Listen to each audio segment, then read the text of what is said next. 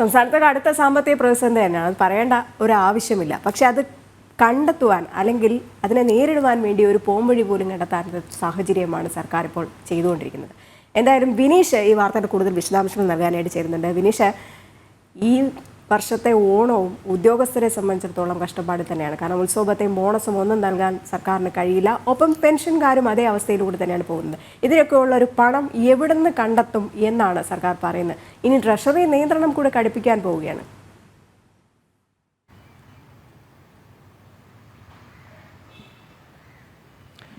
രജനി സൂചിപ്പിച്ചതുപോലെ തന്നെ സംസ്ഥാനം കടുത്ത സാമ്പത്തിക പ്രതിസന്ധി നേരിടുന്ന ഒരു സാഹചര്യമാണ് സംസ്ഥാനത്തുള്ളത്.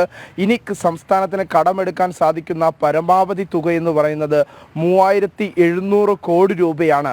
ഓണം എത്തുമ്പോൾ ഓണത്തിന് ഉത്സവ ബത്തയും, ഓണത്തിൽ സർക്കാർ ഉദ്യോഗസ്ഥർക്ക് ഉത്സവ ബത്തയും ബോണസും നൽകാൻ സംസ്ഥാന സർക്കാരിന് ഏകദേശം 5000 കോടി രൂപയിലധികം വേണ്ടിവരുമെന്നാണ് കണക്കുകൾ സൂചിപ്പിക്കുന്നത്. ഇങ്ങനെ നോക്കുമ്പോൾ നമുക്ക് മനസ്സിലാക്കാൻ സാധിക്കുന്നത് ഇത്തവണത്തെ ഓണത്തിന് ബോണസും ഉത്സവ ബത്തയും സർക്കാർ ഉദ്യോഗസ്ഥർക്ക് ലഭിക്കുമോ എന്ന സംശയമാണ് നിലനിൽക്കുന്നത്. ഇതിനിടയിൽ ധനവകുപ്പ് ഇപ്പോൾ രഹസ്യമായെങ്കിലും ട്രഷറികൾക്ക് നിയന്ത്രണം ഏർപ്പെടുത്താനുള്ള ഒരു തീരുമാനത്തിലേക്ക് കടന്നിരിക്കുകയാണ്.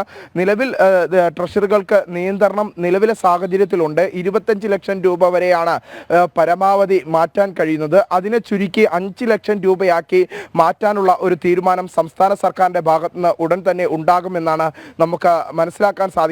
ഇങ്ങനെയാണെങ്കിൽ വരുന്ന ദിവസങ്ങളിൽ ഓണത്തിന് സർക്കാർ ഉദ്യോഗസ്ഥർ വളരെ വലിയ തോതിൽ വിഷമിക്കേണ്ടി വരും. കാരണം അവർക്ക് ഉത്സവ ബത്തയും ബോണസും ഒരുപക്ഷെ ലഭിക്കില്ല എന്ന വിവരങ്ങൾ തന്നെയാണ് നമുക്ക് ലഭിക്കുന്നത്. അതിനുള്ള ഒരു ഒരുക്കവും സംസ്ഥാന സർക്കാരിന്റെ ഭാഗത്തുണ്ടായിട്ടില്ല. ഈ പണം കണ്ടെത്താനുള്ള ഒരു നടപടിയും സംസ്ഥാന സർക്കാരിന്റെ ഭാഗത്ത് ഉണ്ടായിട്ടില്ല എന്നതാണ് എടുത്തു പറയേണ്ട ഒരു കാര്യം.